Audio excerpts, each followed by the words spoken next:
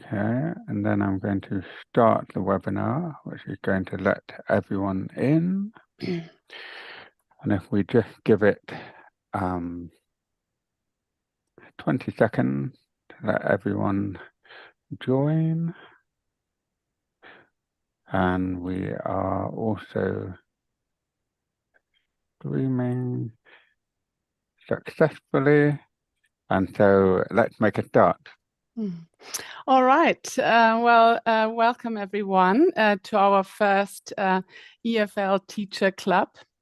And yes, so I'm Corina Fries. I'm Head of Business Development at MTS. And there's also my colleague, Tom Steele.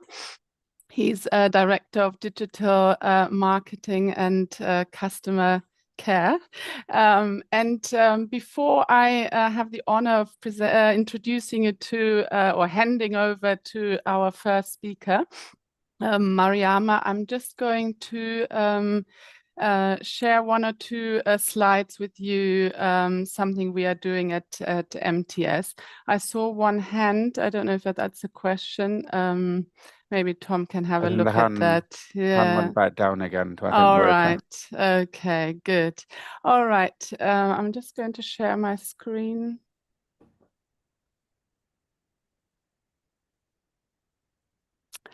So I just wanted to make you aware of, so it's a series of presentations, and the next one is on Saturday, the 28th of September. That will be Russell Main, Evidence-Based Approaches to Vocabulary. So I very much hope that you will join that as well in the future events in the series. And we also have a free IELTS teacher training session that's on Saturday on the 14th of September with one of our teachers, Rosine Diamond. And she will be introducing some of our teacher training courses. Trying to... yeah, just a quick, so we have 3 different products or 3 different courses. One is for really anyone that is absolutely new to teaching IELTS, Introduction to Teaching IELTS. And then a reflective course, so with for teachers that have some IELTS teaching experience, and then an advanced course, which it's a level 6 and a Trinity accredited. Dates, we will send out dates of when these courses start, and you can also always get in touch. That's all from me, really. So I'm going to hand over to Mariama and enjoy. Okay, there we go. Hello, everyone. It's good to have a good number of you here. Yes, I'm Mariama. I've been teaching different types of Englishes over the past 14 years. I've taught exam English, a lot of IELTS, a lot of general English. I typically teach to adults, and I've also helped students at university with academic English as well. So as the title suggests, my topic today is motivation, and I'll be thinking about how we can get our students interested so that they engage, and how we can maintain that engagement so that they continue to hopefully experience success. Motivation, and sometimes a lack of motivation, is the foremost reason for why students succeed or why they fail. And so that's why I'm interested in it. I'm interested in helping our students get the best out of the lessons. And from anecdotal experience, from research, motivation is one of the main ways of achieving that.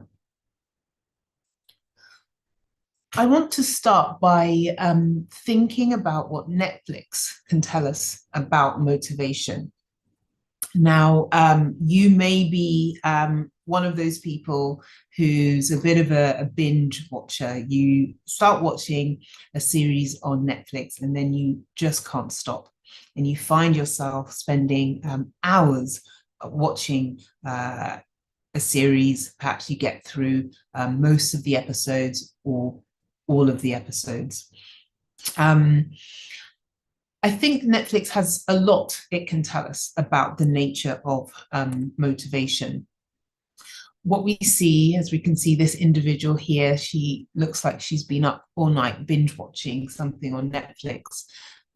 She's wanting to do something, even though there's no practical need for it. So she just has an interest in doing it. She has a desire to do it. And what's really feeding that interest, feeding that desire, is this perpetual energy. And it's quite special because it drives the right behaviors to get things done. So for her to be up all night watching the series, she needs to have the sustenance of this perpetual energy.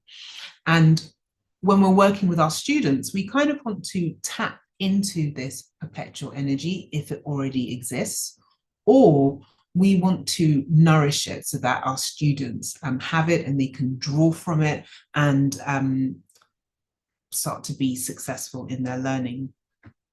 So the image is quite unglamorous, but as I said, it tells us a lot about what motivation is about.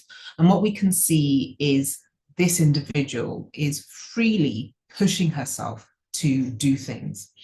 And we know that as intrinsic motivation. So intrinsic motivation is the idea that we just have this innate, this natural interest or desire to do something. And it's often because we are looking for a feeling. We're trying to find a feeling. For some people, it may be that you want to relax. For others, it may be that you want to relieve boredom. For others, perhaps it's the need for some type of escapism. And Netflix can do that for people. So that's intrinsic motivation, something that comes from inside you. There's another type of motivation, which is extrinsic. And these are external pressures, external motivators. And from Netflix, we can see that people experience this as well. So if you've ever watched something on Netflix, you may have noticed that as soon as one episode finishes, another episode starts and you don't need to do anything at all. So you automatically get the episode coming on. And this is a type of motivator because you're not having to put in any effort. So your watching is facilitated. And as teachers, we can take from that we need to offer our students some type of scaffolding. We need to give them the right support and give them the directions they need to keep on moving with their work. So an example for scaffolding as a teacher is that if you have a reading activity or a listening activity, you may well use a prompt to help the student answer the question. So rather than just having a blank space where the student has to do all of the work to find the answer, you may give them part of the answer so that they have a sense of what the rest of the answer looks like. And this guides them so that they can more easily find the answer, and then they do.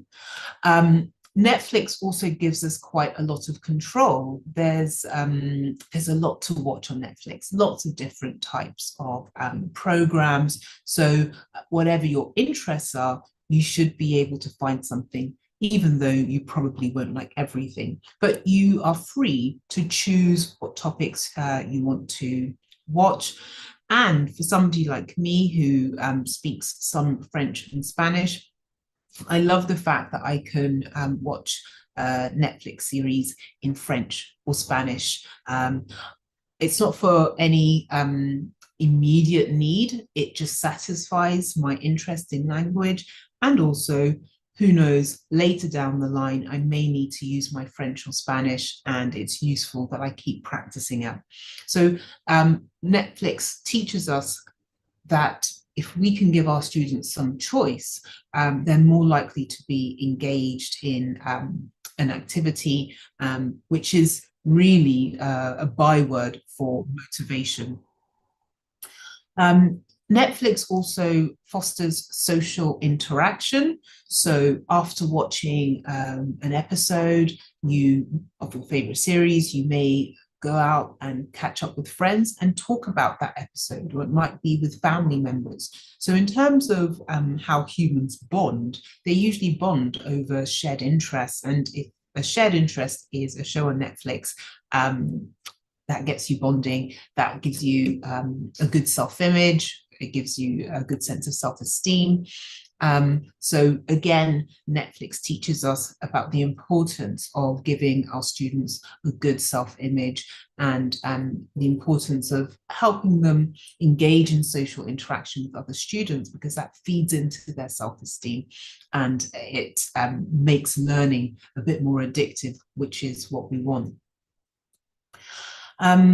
So there's lots that Netflix can tell us about the nature of motivation. And what I'm going to do now is start to sort of bed some of this into the research that's out there about motivation when we're talking about our students, okay?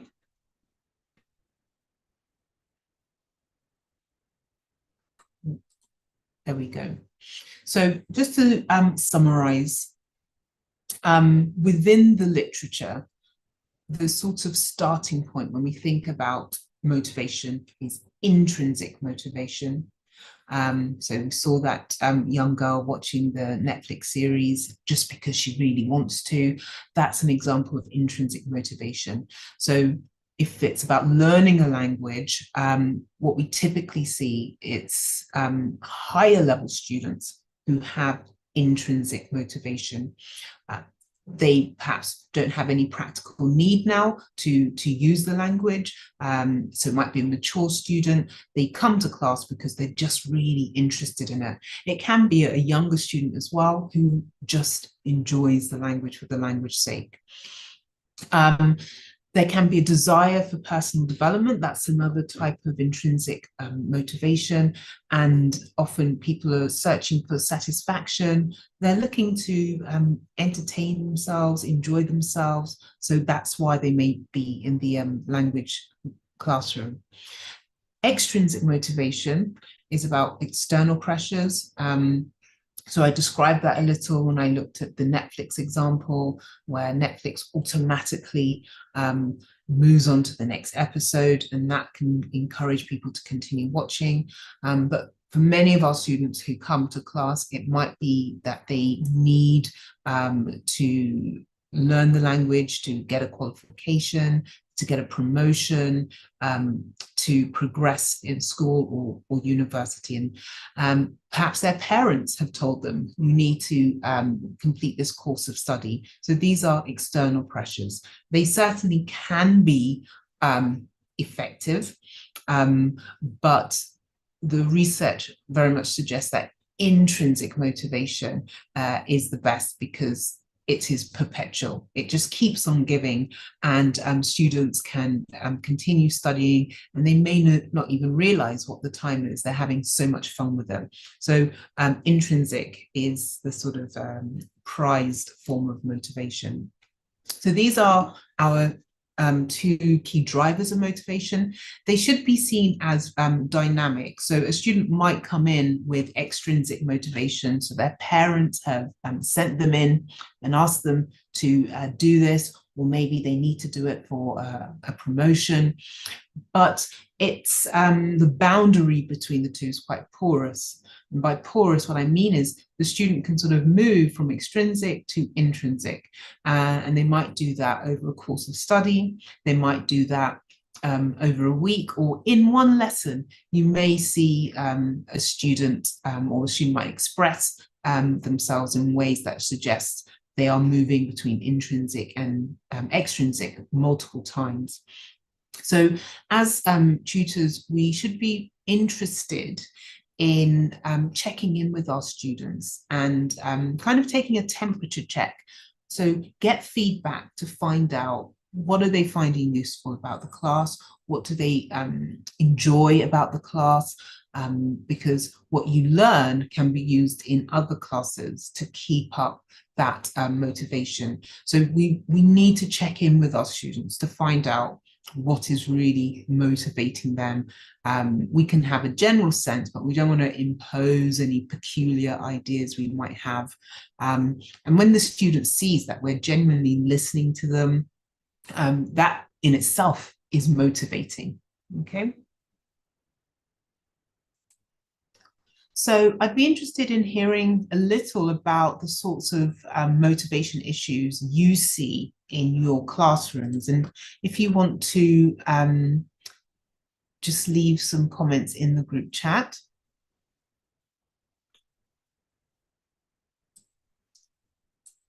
Just think about maybe one or two types of issues you have in your classrooms.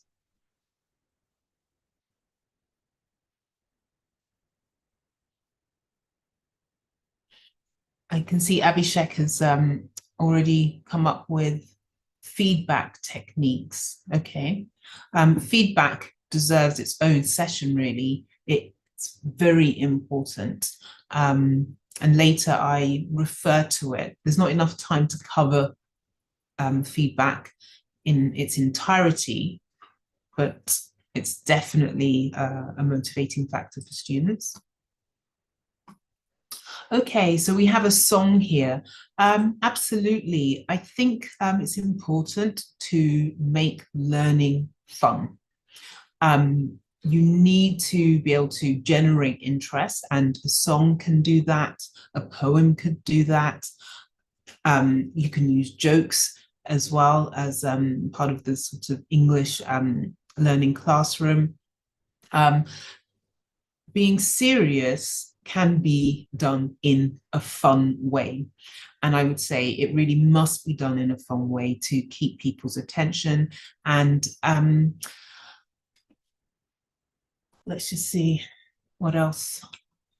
Yes, okay, so we have a lack of concentration. Okay, yes, that can demotivate students. It may be something to do with the student. It may be something to do with the teacher. So I think motivation is really the responsibility of the teacher and the student. We shouldn't treat students like they're part of some deficit model, that it's all their fault. To be honest, it shouldn't be about blaming at all, but as teachers, we can have a role in motivating students, and students need to take responsibility as well, but possibly a lack of concentration, which may suggest you need to make your lessons more fun. So somebody suggested using song, using music. It may be the case that you need to break your lessons down into manageable chunks so that they're doing sort of smaller, more achievable pieces of work before moving on to the next step. And hopefully, because it's shorter, it's easier for students to concentrate. I've got students losing motivation when things get challenging. Okay, Fabiana, that can definitely be a problem. What you need to do, obviously, is keep the challenge, but it has to be appropriate. Your job as a teacher should be to make sure that students experience success. So you shouldn't go into the class thinking that this is only a successful class if they're learning something that sort of throws them in the deep end, and they have to work really, really super hard to learn something. Students should have a sense of competence. They should experience success. So that means you as a teacher, it's your responsibility to create opportunities for them to experience success. That might be using the scaffolding through the prompts when it comes to questions. It should be thinking about how you prepare them for a reading or a listening activity. So you warm them up and they're more likely to understand what is coming their way. If anyone wants to speak, please do. Please unmute your microphone and speak. I'm more than happy to take in any questions or ideas you have. Tom will... yeah, in order to speak, you just put up your hand and then I'll promote you and then you'll be able to talk. It's the webinar format. So yeah, just stick your hand up if you'd like to speak out loud. Okay. So I have this comment here that their parents want them to study, it's not what they want. That can be the case, but as I said, extrinsic and intrinsic motivation are dynamic, and that's how they may start, but it does not need to always be like that. It can be the case that they want to come to class and they begin to find it motivating because they're just really interested in it and they have a desire to learn, and the teacher has a big role to play in making that happen, and I'll explain a little in the second part of my talk. Elsa says learners are uninterested in learning tenses and grammar in general. That may be the case, but they may have come with bad learning experiences, and you need to sort of show them that learning tenses and grammar can be fun. So, for example, if you're going to teach students how to use the past simple and the past continuous, instead of a dry activity where they just listen to the teacher describing how it's used and then they do a gap-fill activity, there's nothing wrong with either one of those, but there are other ways. You want to keep your lessons varied because you have to revisit topics. So you don't want to always use the same sort of techniques. So keep your lessons varied. That in itself is a form of motivation. So if I were to teach students the past simple and the past continuous, I might do it with a mime.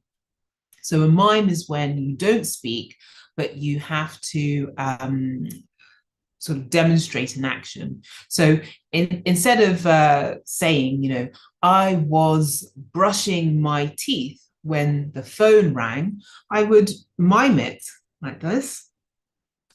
And I would get students by using my hands to come out with the sentence, I was brushing my teeth. And then I would pretend to speak on my phone and get students to come up with the full sentence. I was brushing my teeth when the phone rang. And from there, I would look at how the past continuous is a longer activity that's interrupted by a short activity in the past simple in that particular instance. So think of fun ways to teach tenses and grammar and show them that learning can be fun. Maybe you will be the first teacher that does that. So that's a wonderful gift to give to students. Victoria says, advanced learners can lose motivation when they don't see immediate improvements anymore. That's true. There can be different reasons for that. It might be that they have plateaued and you sort of need to give them renewed enthusiasm. You can give them some type of way of recording their progress so that they can actually track how they are improving, and that makes it easier for them to sort of praise themselves. I think with advanced learners and mature learners, you need to be in dialogue with them so that they feel that they are setting goals that match their actual needs, and that you are guiding them to materials that they can use when it comes to self-learning. But yes, I can see the issue there, Victoria. Sanya says, not an interesting content from a teacher. Okay, so no interesting content from the teacher, just a traditional way of teaching. Yes, so you need to keep things varied. Students will come to your class with different learning experiences. It may be they're used to the traditional way of teaching, and when you start to do something innovative, creative, they may seem a little bit shocked. They might not know how to respond, and it can be the case that they feel the traditional way works for me. But as a teacher, you need to make an effort to find out what would be of interest to them and to select really interesting content. You need to give your rationale, so explain why you're doing something and why it is relevant to the student and their learning, and why you're using less conventional ways of teaching. And students usually respond well once they understand the rationale for things. So Nora is talking about lower level students who want to learn, but their fear is too overwhelming. It stops them from learning well. This is where, as a teacher, you have a really important role from the beginning, where you can really set the conditions so that they feel comfortable to take risks. So that they don't have super high expectations of themselves, but at the same time, they can see that you as a teacher, you believe in them and you want them to do well. And you need to normalize this as well. They shouldn't feel like they're the only student feeling this way. Many students fear maybe coming into the classroom, that they worry that it's going to be overwhelming, and then they stop. But if you break things down into smaller, manageable chunks, they will see success, and they will feel that they have the competence. So you've got to build the student's sense of competence through how you teach them and what you teach them. We have another one here. I ask my students what motivates them in life. They say they don't know. Oh, okay.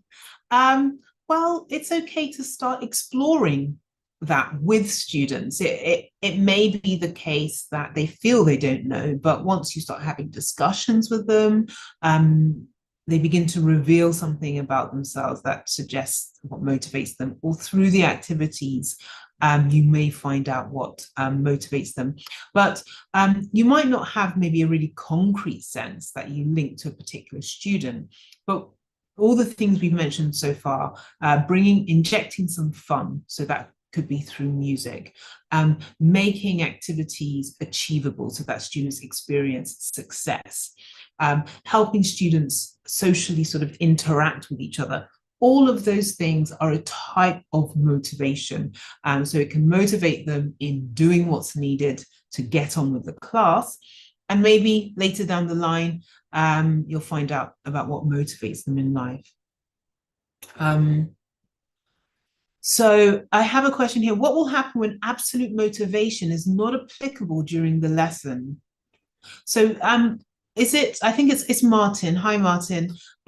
Could you put on your microphone and just explain a little bit more what you mean, please?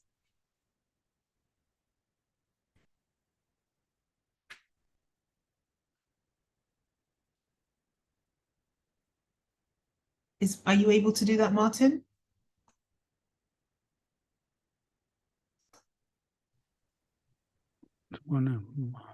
Oh, I think I can hear you.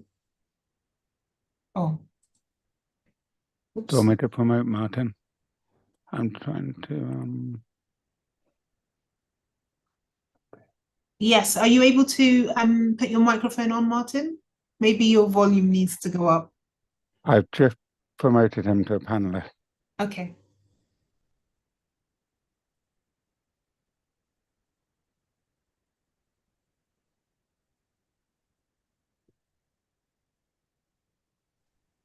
Oh, sorry.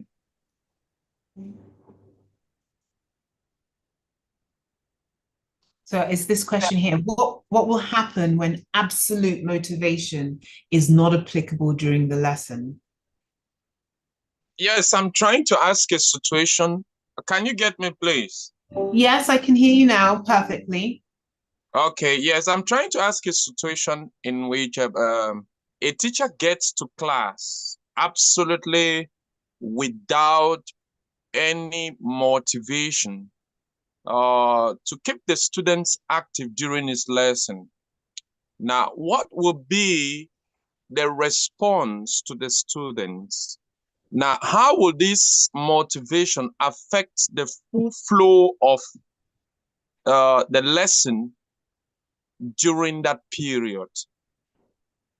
So are you saying that you arrive and the students have zero motivation? Is that what you're saying?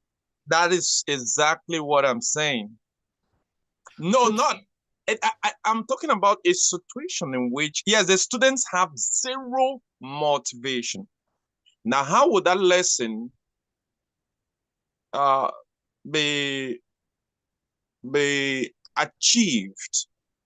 Because we know that students need motivation for their lesson to be, for them to be active in the lesson. Okay. Firstly, I always go into the lesson understanding that before engagement and before motivation, there could be boredom, there could be disinterest. They are part of the process. So we shouldn't be afraid if we go in and we feel that there's just nothing. That's just how it all sometimes starts. But we can move on to students being more motivated. I'm going to assume it's sort of a class that's maybe, I don't know, 10 lessons in, 20 lessons in, because from day one, you should set expectations about students coming to class motivated and be clear about what that looks like. So it might be, you know, asking questions, engaging in activities to just try to do their best, making an effort. So be very clear at the beginning about what engagement looks like, and that, you know, doing these things is a form of motivation. I would need to think about, well, what is it I'm teaching? And what's a really maybe fun, surprising way to start teaching that activity? So if I'm teaching, let's say, modals of probability, and I want to teach students how they can talk about the likelihood of something. So it may work, it may not work. I might bring in an item or different items, and I may wrap them up so they can't tell immediately what the item is. And I might ask them to guess what the item is. Yeah. So I could have a toothbrush and I could wrap it up in paper. And, you know, some students could come out with, you know, it may be a pencil. And another student might say, you know, oh, it can't be a pencil, it must be a toothbrush. So that's something unexpected and it gets their attention. So sometimes you might need to do something unexpected, really surprising, that has a clear goal of helping them with the lesson, but it's perhaps not what they're expecting. And it's not dry because you're just teaching from the textbook. The issue is with doing things like this is that the novelty may wear off. So if you're using songs all the time, or you have lots of gimmicks, students can get bored over time with that. So you need to use them with moderation when it's appropriate, and that can help. So you kind of start the lesson with something really surprising, unexpected, that they have to listen.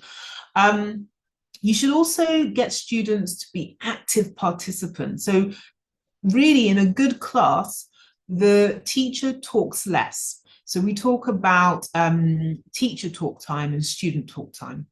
if as a teacher you're spending most of the time talking and explaining things to students, there's probably something wrong. They should be doing most of the talking, most of the thinking, most of the doing.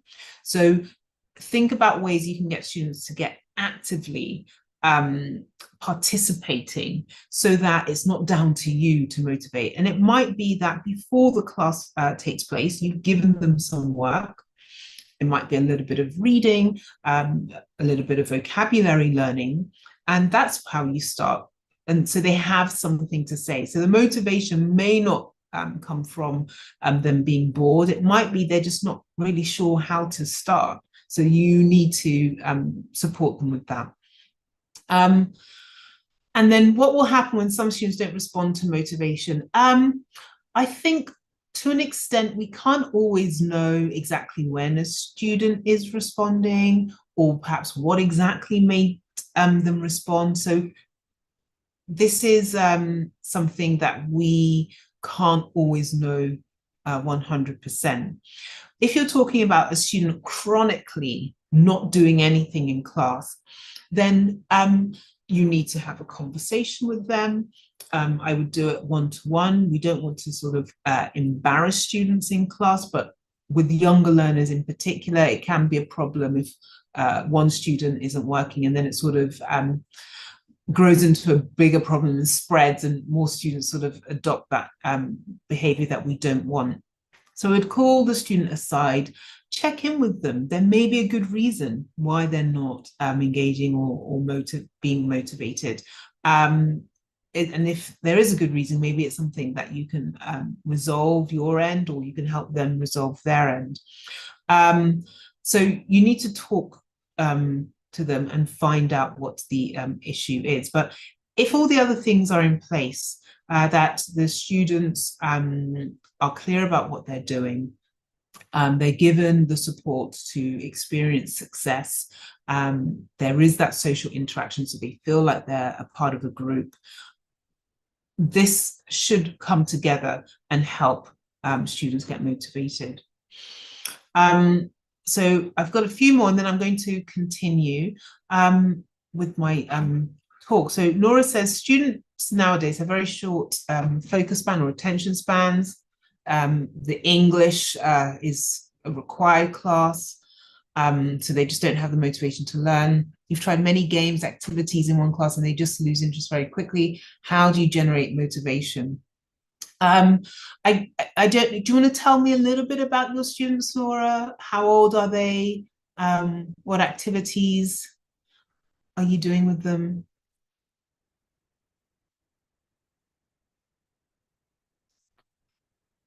And whilst Nora sorts herself out, I'm just laughing here. I sometimes have just one word responses, teenagers. And here, Aliona says, a lot of theories are useless. Okay. I hear you sounding a bit despondent, but I absolutely believe it is possible to motivate students. And one of the things I'm going to say is, as a teacher, are you motivated? Are you feeling excited and enthusiastic? Do you believe your students can do it? Students will know if you are not excited, enthusiastic, and if you don't believe in them. And that can have an effect. It's not the case that it's your fault at all, but we have to understand that motivation is quite a complex thing. It is about what the student is and isn't doing, but it's also about the student's environment, which is you, which is parents, which is the material that you're using with them. Nora, I don't know if you've managed to find how to unmute yourself. Hi, But, can you hear me here? oh yes, I can. Go ahead. So basic students, I mean, with adults and younger students is fine. It's not a problem. But I mean, with teenagers, when they're bombarded with games and technology, I mean, we play so many online games, and like I asked them to do conversations. They just lost interest very quickly. I mean, just with game, I mean, they were interested just to click a few buttons, and then just after 1 minute, they don't want it anymore. And this is common. I mean, most of them, I mean, they're they put in a class only because, you know, English is required. But a lot of them are not interested. I mean, no matter how engaging the materials are, no, they're not responding. And if you communicate with them about their problems, you know, teenagers, they don't usually tell you what's bothering them, you know, the problems with the peers. So, I mean, this is common because this is in Spain, several cities I've taught, and I've seen this in several cities and with students from very, very different ethnic backgrounds. So I think this is common nowadays. I just wonder if there's other solution for this. Thank you. Okay, so you're kind of saying that they're technology weary, and when you try to use technology in class, it kind of backfires because they're already tired of technology. Is that one of the issues? Yeah, well, yeah, sort of. Right. And also, I mean, I also like the old-fashioned way. I ask them to draw pictures. I do all sorts of things. But I mean, it doesn't work, simply. Okay. What I would say is, like with adults to an extent, with teenagers, we don't always know what's going on, and they might not always be able to verbalize it, but let them know that perhaps some of the behavior they're demonstrating, or all of it, is normal, so that they don't feel I'm the odd one out, I'm the difficult one, because it kind of makes them more morose. It just doesn't free them to be more open. Okay, so normalizing, saying, you know, from experience, you know, past students in your shoes, they've had this feeling, they've, you know, had this issue, and then give them concrete examples of how people have sort of pushed on through and how the arc of their progress has sort of looked like, so that they can see, oh, there is a way out of this and I can get to a better position. It's important to make activities as communicative as possible. So that means that they have a genuine, valid, meaningful reason to communicate. So sometimes, and this is perhaps going back to the more traditional sort of techniques we might use, you could have a jigsaw activity where you have two students, they're both reading two different texts that are related, and to get all of the answers, they need to ask each other questions, because one of them has the answers to some of the questions and the other has answers to the other questions. So using communicative techniques, giving students an authentic reason to communicate, can be a really powerful way to motivate them. It's also the case that maybe they shut down because they're not quite sure how to move on. And if students or adults or teenagers, if they don't feel competent, if they don't feel the level of skill they have matches what they're being asked to do, that can lead to them not engaging. So sometimes I think too much, a teacher might try to achieve too much in a lesson, and it's okay to, you know, as I said before, sort of break things down into more manageable chunks, give them the experience of being successful with that before moving on to something else, which they should be able to do while also being challenged at the same time. I don't know if that sounds a bit too vague for you. Was that Nora? I'm not sure if that sounds too vague or not.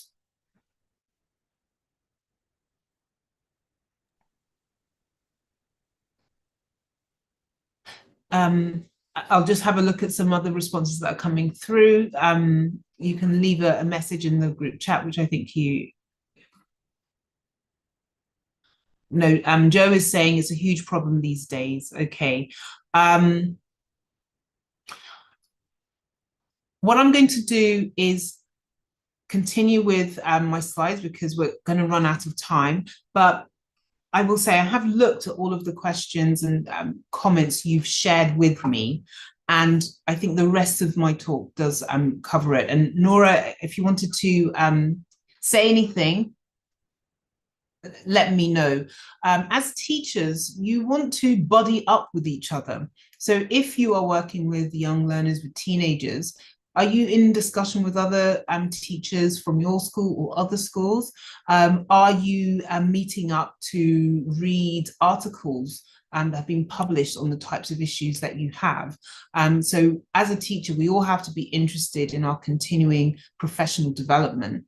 We need to keep interested in our subject area. So what is being published around teenagers and issues around motivation, and are you speaking to others? That's a very useful way of problem solving. But sometimes there needs to be, you need to sort of reconnect with the students if you feel things have gone downhill a little. And there's no shame in that. It's just having a discussion about how you and others can get the most out of the class and what engagement looks like. It might be that students need to be reminded. Okay, so I heard in a lot of what you were sort of sending in the group chat, the need to think about, well, how do we generate motivation? And some of you have already come up with good ideas. And if you are just reassured that you're doing the right thing, that's good. So as I said, you as an individual, you need to show your enthusiasm for teaching, for the subject. You need to also show you genuinely care about the students and about their progress, because what you're saying is you have high expectations of them, and students, old or young, they respond to that really, really well. Also, you need to establish a tolerant classroom atmosphere, perhaps with younger students in particular. If they're not engaging in ways that you might want, you might start to become quite heavy-handed, and this, you know, can lead to tension rather than a more sort of friendly classroom atmosphere. So right from the beginning, be really explicit that this is a tolerant classroom where students should feel comfortable. There will be laughter. Mistakes are absolutely fine. They are invited, and through them you can learn. If a student is in a tolerant classroom atmosphere, they feel more comfortable, and they feel more comfortable in particular to take risks. And when a student is taking risks with their language, that's when they're often learning more, because you can see what they can do and what they can't quite do, and how you're going to need to nudge them in the right direction to do better. So don't be afraid to just show you're human. As a teacher, you are not the font of all knowledge.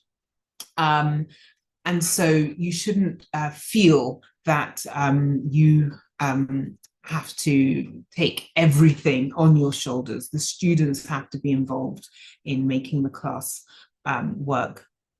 So a tolerant atmosphere. So a tolerant atmosphere means if a student makes a mistake, there's no problem at all.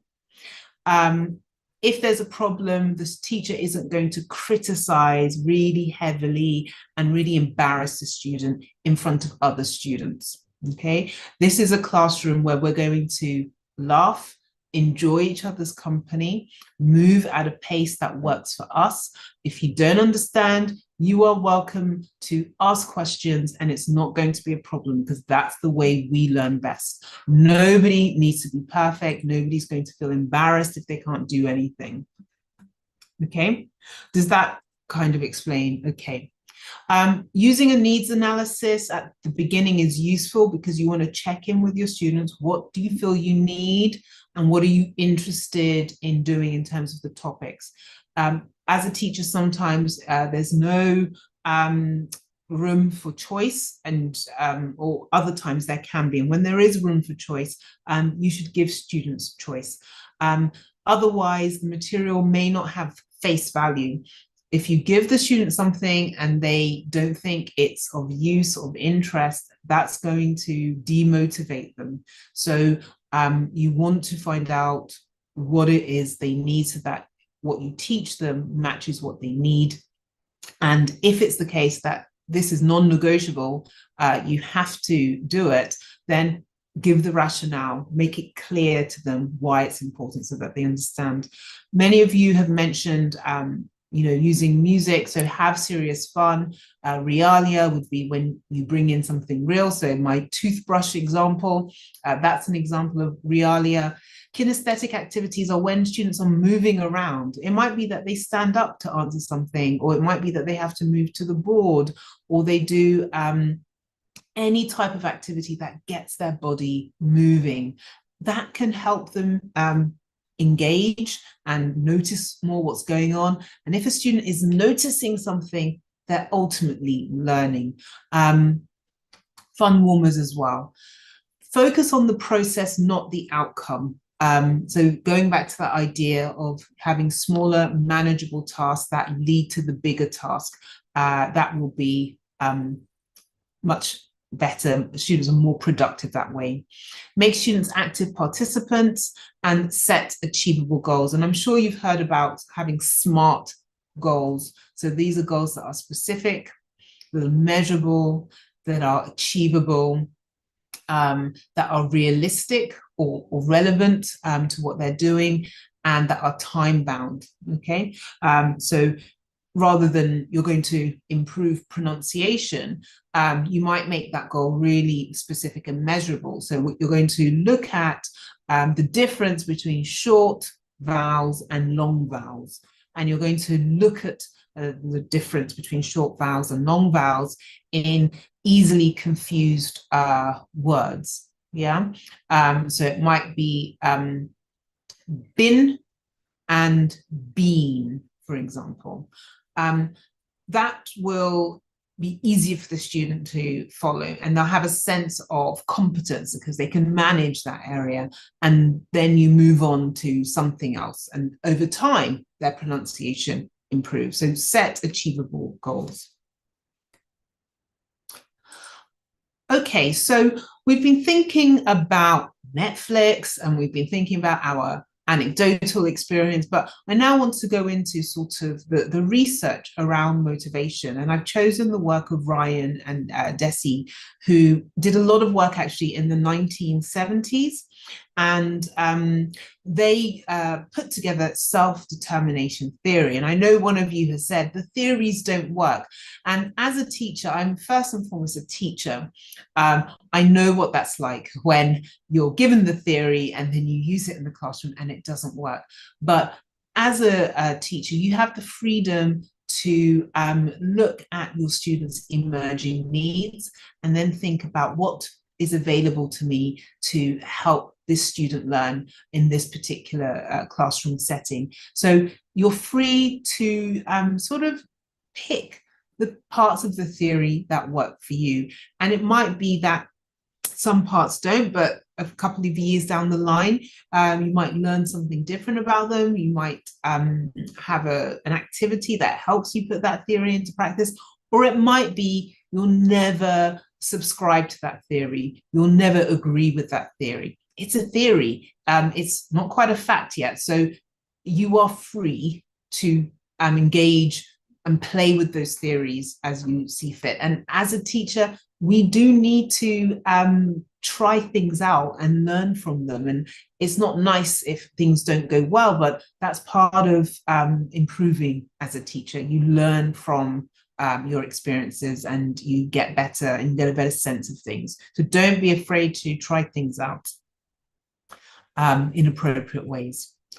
So Ryan and Desi, they basically say that learners have 3 needs, and to motivate them, we need to meet these 3 needs. And you can see each need as a nutrient. So I'm going beyond sort of just generating, and I'm thinking now about how we maintain that motivation. What needs to be in place so that students continue to be motivated? And so needs or nutrients, there are 3 of them. So Ryan and Desi, they talk about autonomy, which is the freedom for the student to make their own choices. And we've spoken about this a little. So what would allow a student to make their own choices? Well, what support are you giving them to direct their own learning? In terms of homework, there's a lot of room there to help students become autonomous in terms of the activities they do, in terms of how they might build their vocabulary. So you can get students to have a notebook, and in it they keep records of any new vocabulary they're learning. That support can help the student become more autonomous, and then they can see more progress because they can work at their own pace and they can fill in the gaps. So the vocabulary they know they don't have, you can support them to learn it more independently. For autonomy to be in place, you have to encourage students' effort rather than intelligence. Okay, so it's about the fact that they are doing something, that they are trying their best, that they have tried to address an issue and improve it. I've said already, it's important to give students the rationale so they see the relevance of something. That sort of gives them the license to keep going rather than just sort of switch off. They understand why they need to do it, and that hopefully promotes further engagement. So ask students what topics they're interested in. It could be at the needs analysis stage, but as the course progresses, check in with them and give them options. Give them options when it comes to how they like to learn as well. There are many different ways to have a class. What ways do they like? Set goals in consultation with the students if possible. This can be difficult as in some classes the goals are quite rigid, and because of a lack of time you can't do have more goals, but there may be times when goals can be set with the students. And when it comes to individual goals, especially with adult students, it's really important that you find out, you know, what they feel they need to do and how you can support them, because that's key to their motivation, that they feel that they're being listened to, that their perspective is respected. And as a teacher, you have to build your confidence so that you know how to do that in a genuine way. And so that if you feel that they haven't quite understood what goals they need for the course of learning they're doing with you, that you can have that conversation with them. And maybe they could co-write the rubric. I think this is for a teacher who's feeling quite brave, but in many ways, students come to class already knowing some things, and rather than force things on them or teach them things that they already know, find out from them what they already know. And perhaps they're using language to describe criteria in ways that don't match how you describe them. And you need to just check, you know, the language I'm using, the language my students are using, are they very different? Are they the same? Do they value something far more than I value it? And perhaps are they right? So you're talking about the teenagers who are not engaging. Have you really tried to find out what they think is important to them as a 14, 16-year-old living in today's world? What do they hope being in that lesson is going to provide them when they go off into higher education or go off into the workplace, or when they use language? So get them to write the rubric and see if from that you get a sense of what they value. I'm aware of the time, so I'm going to, this is the last slide, and then we'll finish off with any questions at the end. So the second need that Ryan and Desi say that students have is the need to have a sense of competence. So this means they have the skills required to do the work. And as the teacher, it's your job to make sure that those skills are coming together so that when they have a task to do in class, it's the right level of challenge, because they can do it, but they are learning as they do it as well. And this means not getting students to do things that they just can't understand. That will definitely demotivate, okay? So what are the enabling factors for this? Early and regular feedback And sometimes students don't always realize what feedback is. They think feedback is a private meeting with the teacher where the teacher has written on my homework in red pen, telling me what I've done well and what I haven't done well. Feedback happens all the time. It can happen in class when you're talking to the group. So it might be, telling them what something should look like or how something should be said. So just help them realize that feedback is formal, it's informal, it's written, it's spoken. It might even be a quizzical look on your face that tells them they haven't quite said it right and they need to do it again. Okay. Scaffold activities. So these are activities that have been made doable by adding prompts, by pre-teaching vocabulary. So all of that scaffolding helps students onto that next stage. Give really clear instructions. You need to go and look at an English dictionary and just think about what words will I need to use to make instructions clear. If you don't do this well at the beginning, it causes problems later on and then students can't understand.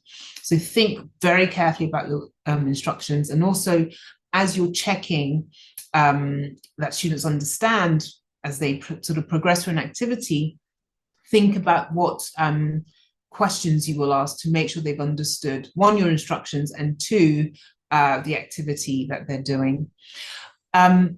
You should, rather than give students answers and solutions, you should support them to find the answers and solutions. So your job is more nudging students. And it might be that you try to elicit something from them. You might give them the first word in the answer, and then you might say something like so that they know there are 3 missing words.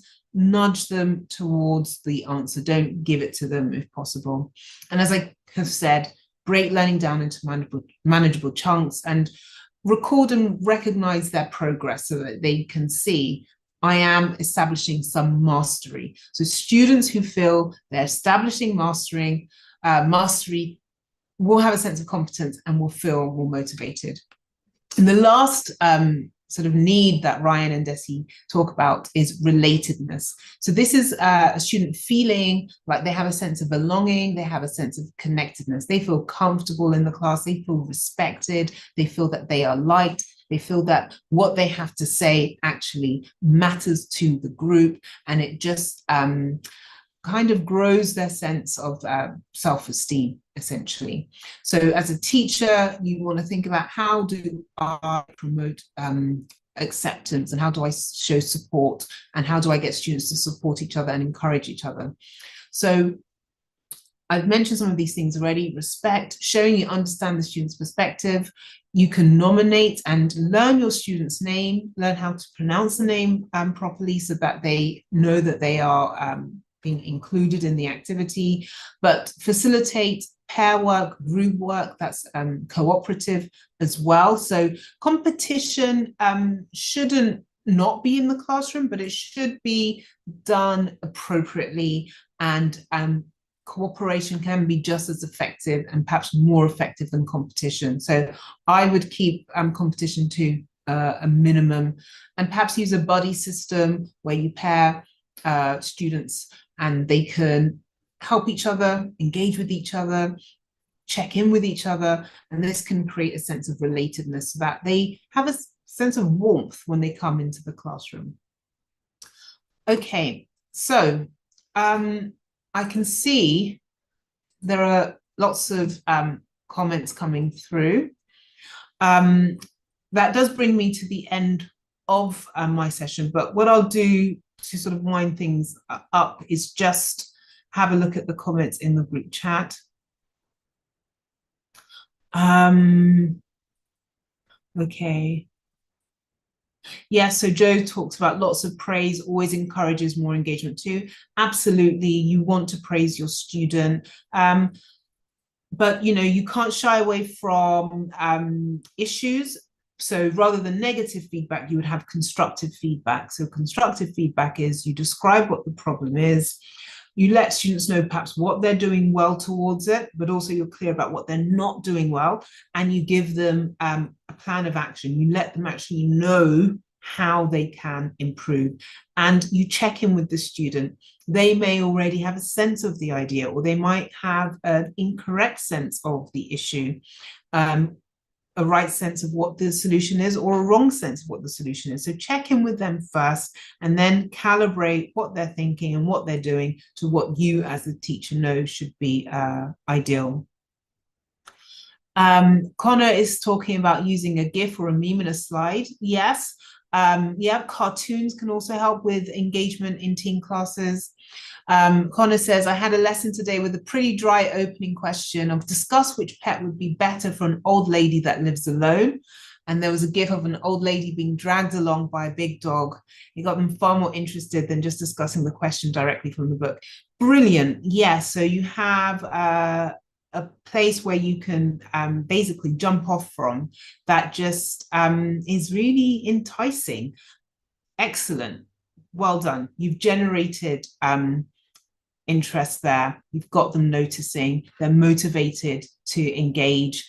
Obviously, the work to continue that motivation is important, but lovely idea.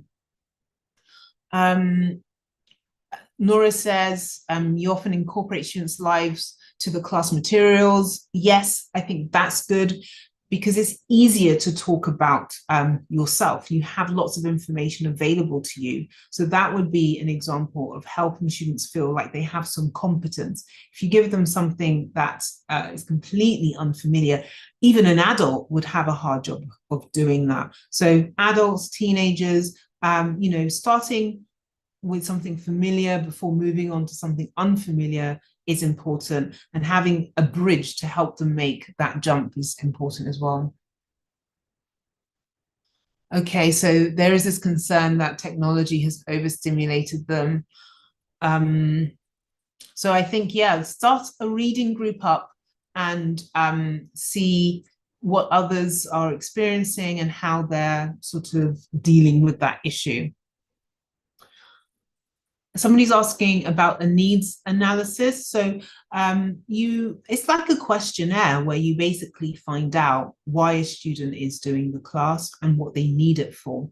Is it for work? Is it for further study? Where do they feel they're really weak or strong? So which skills do they need help with? What topics are they interested in? So anything that can help you decide the sort of shape of your classes and the content of your classes and the direction your class should go in based on what the students tell you, rather than what the course book says or what you think. And hopefully there should be a marriage, a three-way marriage, I guess, between you, the course book, the syllabus, really, and what the student is saying. So we have, yeah, this generation X, Y, Z, or Z, each of them has their own problems. So generation Z or Z, however you say it, have less ambition or passion or willing. I would say that they are probably going to be your most rewarding students. And I think that they have ambition, they have passion, they need to just feel it's a safe space. They need to feel invigorated. So you can create a classroom setting where you can change their minds on that. But I think just be genuinely interested in finding out who they are in ways that aren't embarrassing and don't feel stressful. And so in sort of anonymous ways, you can get to find out what they're interested in. And little by little, they can reveal who they are, and that can help you in terms of finding more suitable material. Okay, well, we did start a little bit late, but we're finishing a little bit late. I'm going to stop there. I don't know whether there are any more questions. Will we be sending around a copy of this presentation after, Mariama? Yes, that's absolutely fine. I can share it with you, Tom. Yeah. Okay, I know a couple of people asked to see a specific slide, so you'll have a copy of that. Okay. There. I think then we can wrap up. So just to let everyone know, we will be sending this presentation round. Also, if you'd like to attend future EFL Teacher Club event, I've just put the link in the chat, and that will also be in the email that comes round. We will be sending next week, we'll be sending around certificate of attendance for those of you who'd like it for your continuing further development credential. Dan would like to turn his microphone on. Just do that. How do I do that? Find Dan. And just letting Dan speak briefly. Dow, sorry, not Dan. Could you hear me, teachers? Yep. Yes, I can hear you. Yeah, I have a question for you guys. In the past slide that you referred some reference that you using that you have here to talk about this session today. The last one is refer some psychologist material, something like. Is this a book? I just want to ask, is this a book? This one, Yes. This is psychological needs in motivation. Is this a book? It is a book by Ryan and Desi, and they talk about motivation sort of with parents in the school setting. They've been writing since the 1970s, so you can find articles, peer-reviewed articles by them, peer-reviewed articles by others who use self-determination theory. So this is actually a book. I had an e-version of the book. But you may, if you go to somewhere like JSTOR, possibly, I'm not sure, you probably won't have the book, but you might be able to find articles on self-determination theory. Oh yeah, thank you so much, teachers. Okay. Thank you so much. That's okay. Yes. Great. So my final thing is to say thank you to Mariama for that thoughtful webinar, and wish everyone here a good weekend. And we shall wrap up soon. Thanks again, Mariama. Thank you, everyone. Thanks, Tom. Goodbye.